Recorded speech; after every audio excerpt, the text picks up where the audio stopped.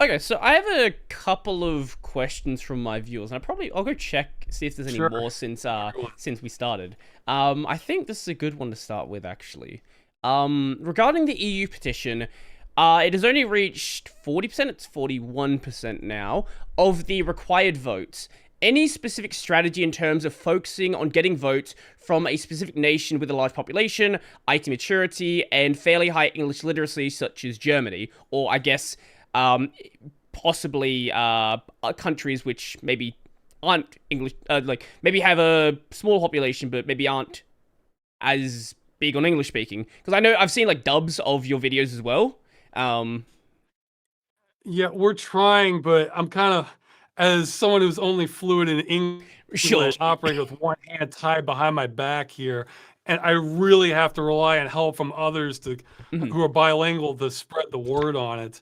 So that's been difficult. Yeah, like our target audience isn't even speaking English. Right.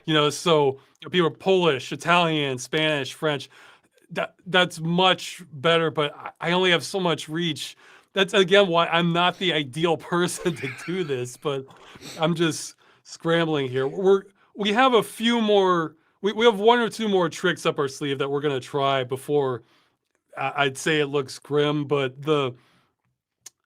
again, I'm not ready to call it yet. It's still some more things we can do, but we we we've tried our best. But when it's dominantly English, then you're kind of relying on the countries that have a higher bilingual population that speaks English as well. So everything's upside down on this, trying to run it. If this was an American petition, like where there were provisions for that, I think we would have passed it, no problem. So if anybody wants a side project, and you happen to be bilingual, video dubbing and translating of stuff might be helpful. Or yeah, actually, one if you really want to help, one of the best things that you can do is let other gaming streamers or YouTubers know about this, Mm-mm. who are French, Italian, whatever countries in the EU, and just like bring it up in a chat if you can. If like, oh, have you heard of the Stop Killing Games thing? That could.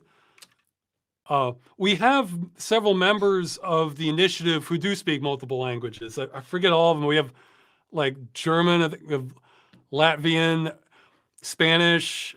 And if we don't have if we don't have the language, we might be able to find somebody who can kind of stand in if you want an interview or something like that. So Um. Okay. Another one that I got is I'm sure you already have an answer for this straight away. I'm sure you've probably had people ask you this before, but fine. if the EU petition does not pass, is everything over? Is this the end? No. Well, yes and no. Okay. Like it, it sure as hell is the end on my end.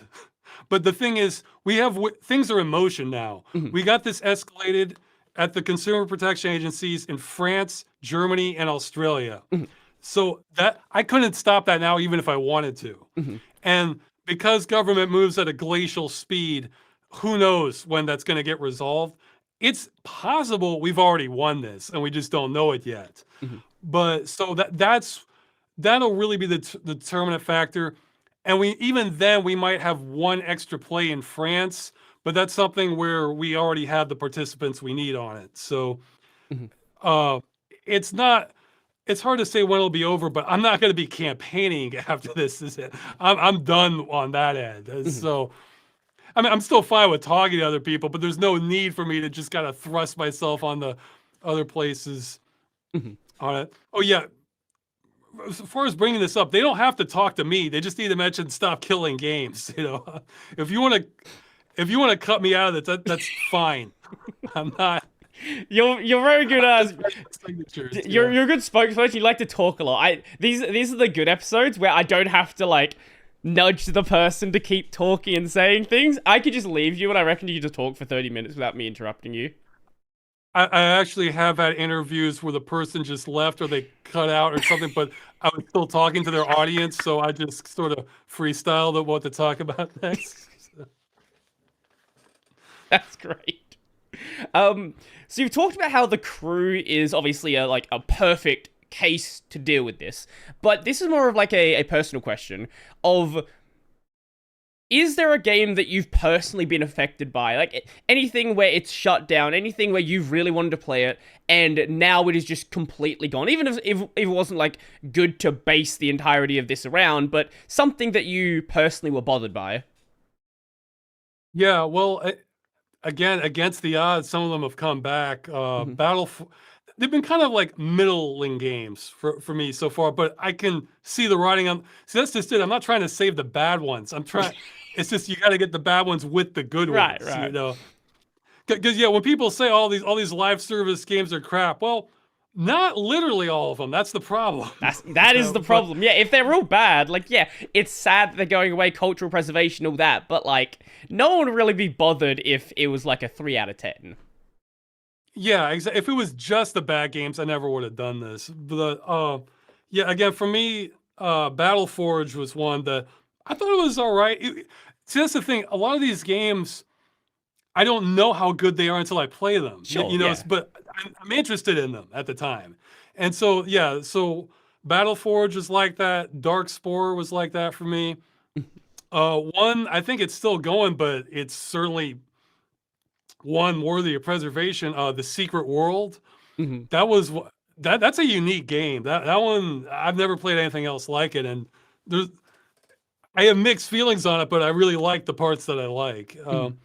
Even the crew, a lot of people have argued it's kind of a so-so game, but it's also one of the best representations I've seen of driving across the U.S. It's literally the second biggest driving game ever made. Like, yeah, in all honesty, I think the story is just kind of so-so. Gameplay is kind of typical, but it's like, but you can just keep driving and driving and driving. Like, it gives me that kind of a mood I like to it, you know. But that's a coincidence that I also like the game. I would have done this for Overwatch if everything was lined up, because I've never even played Overwatch. I'm not even that interested in it. But the whole point was to have a game to act as kind of a missile for the issue at large. So this isn't really about the crew. It's about all games of this nature that we did this on.